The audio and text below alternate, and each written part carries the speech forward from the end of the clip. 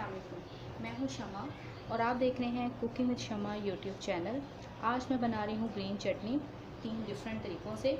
और ये ग्रीन चटनी आपने सिर्फ रेस्टोरेंट्स पे और मशहूर ढाबों पे खाई होगी, और आज मैं आपको इसे घर पे बनाना सिखा रही हूँ। बहुत इजी है, तो आप इस रेसिपी को एज़ इट इज़ बनाइएगा। इंशाल्लाह आपको इसके खाने का बहुत मज़ा आएगा।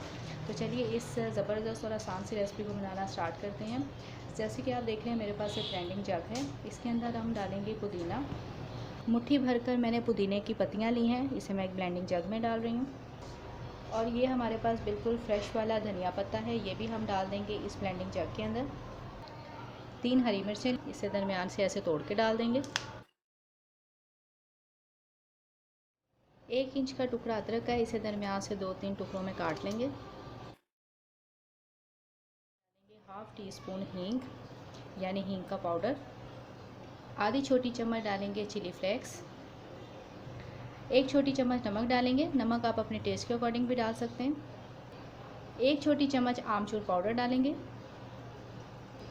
और इसमें थोड़ा सा पानी डालेंगे। पानी हमने सिर्फ इतना यूज़ करना है कि धनिया और पुदीना जो अच्छी तरीके से ब्लेंड हो जाए।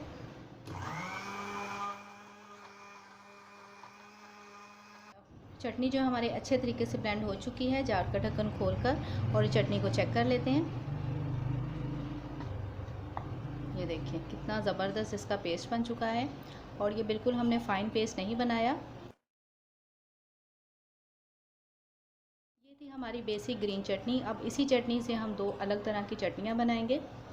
तो ये हमारी ग्रीन बेसिक चटनी, इसे रख देते हैं हम साइड पे। और इसी चटनी से हम 2 चटनियाँ और बनाएंगे। ये मेरे पास है एक अलग से बॉल, इसके अंदर हम दही लेंगे।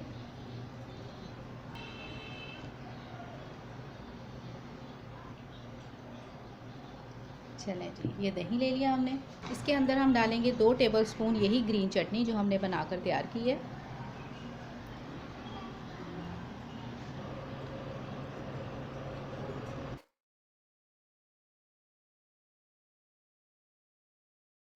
चलें जी, ग्रीन चटनी को हमने दही के अंदर मिक्स कर दिया और चटनी जो हमारी परफेक्टली मिक्स हो चुकी है, इसे रख देते हैं हम साइड पर। अब हमारे पास तीसरा बोल खाली है, इसके अंदर हम डालेंगे 2 से 3 बड़े चम्मच मायोनीज़ के।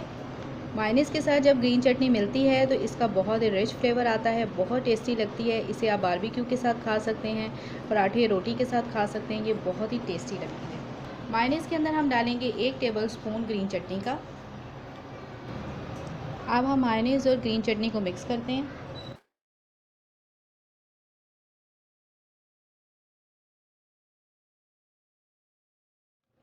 मायोनीज़ और ग्रीन चटनी को आप ब्रेड के ऊपर भी लगा के खा सकते हैं, जब आप सैंडविच बनाएं उसके अंदर भी इस्तेमाल की जाती है, और इसका बहुत ही रिच फ्लेवर आता है।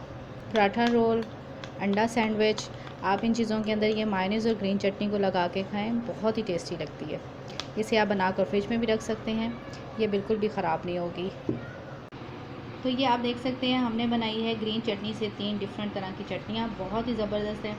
तीनों चटनियाँ एक से बढ़कर एक हैं। टेस्ट में, टेक्सचर में ज़रूर ट्राई कीजिएगा, ये आपको बहुत पसंद आएंगी। आप इन्हें डिफरेंट सैंडविच में, अंडा पराठा में और डिफरेंट तरीके से आप मायोनीज़ और ग्रीन चटनी को खा सकते हैं।